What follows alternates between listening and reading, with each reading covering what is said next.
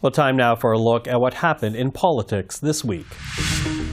Having read the full, unredacted National Security Intelligence Committee of Parliamentarians report, for myself, I can say, I have no worries about anyone in the House of Commons.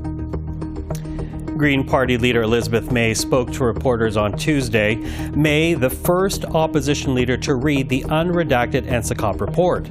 She says she was vastly relieved after reading it.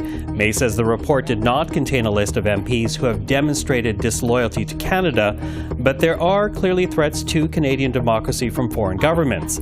As a result, May is calling for the report's recommendations to be implemented. But later in the week, the NDP leader Jagmeet Singh spoke in stark contrast to Elizabeth May after he read the unredacted NSICOP report. I am not relieved after reading this report. I am more concerned today than I was yesterday.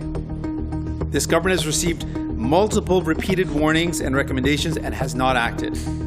Today, Canada is vulnerable to foreign interference, and this weakens our democracy and the confidence of Canadians. Singh repeated information from the report, saying some parliamentarians were semi-witting or witting participants in foreign efforts to interfere in Canadian politics. He also called the alleged actions, quote, deeply unethical and contrary to the oaths and affirmations parliamentarians take to conduct themselves in the best interest of Canada. Also this week, the House voted to approve the Liberal government's plan to expand the capital gains inclusion rate, but Conservative MPs voted against the measure, their leader Pierre Poilievre calling it a job-killing tax.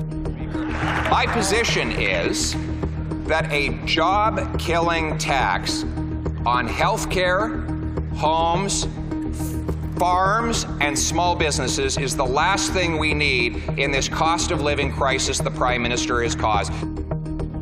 Announced in the spring budget, the change will expand the inclusion rate to 66.7% for individuals who realize over $250,000 in capital gains annually.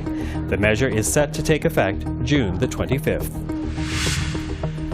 And finally, the federal government released its own data on the impact of the carbon tax.